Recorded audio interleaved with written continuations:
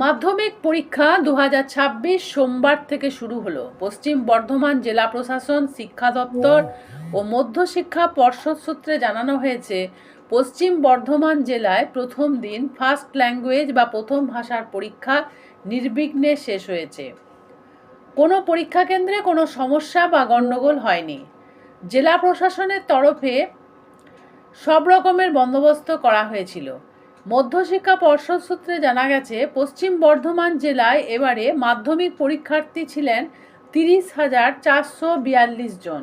তার মধ্যে সোমবার প্রথম দিন পরীক্ষা দিয়েছেন 29,987 জন।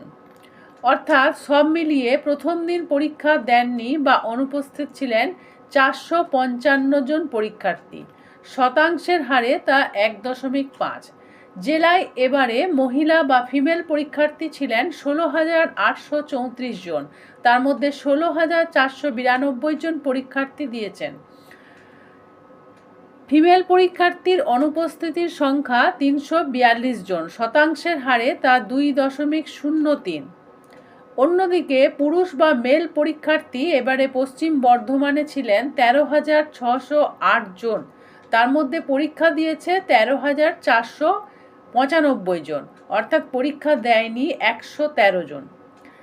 আসানসোল মহকুমায় 7,051 জন রেগুলার পুরুষ পরীক্ষার্থীর মধ্যে 7,013 ও 8,645 জন রেগুলার মহিলা পরীক্ষার্থীর মধ্যে 8,576 জন পরীক্ষা দিয়েছেন।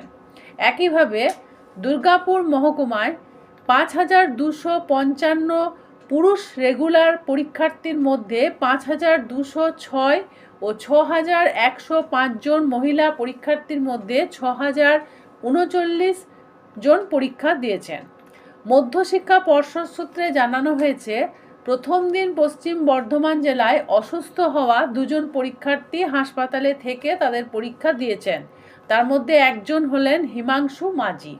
তার পরীক্ষা কেন্দ্র ছিল বার্নপুরের নরসুন্দা জনকল্যাণ হাই স্কুল, কিন্তু অসুস্থ হয়ে পড়ায় সে এদিন পরীক্ষা দিয়েছে আসানসোল ইএসআই হাসপাতালে। অন্যজনের নাম হলো বর্ষা বাগদি। তার পরীক্ষা কেন্দ্র ছিল দুর্গাপুরের গোপালপুর হাই স্কুল। এদিন সে পরীক্ষা দিয়েছে দুর্গাপুর মহকুমা হাসপাতালে। পর্ষদ সূত্রে বলা হয়েছে, জেলা প্রশাসন জেলার সরকারি হাসপাতালে অসুস্থ হয়ে পড়া পরীক্ষার্থীদের পরীক্ষা দেওয়ার সব রকম ব্যবস্থা করেছে।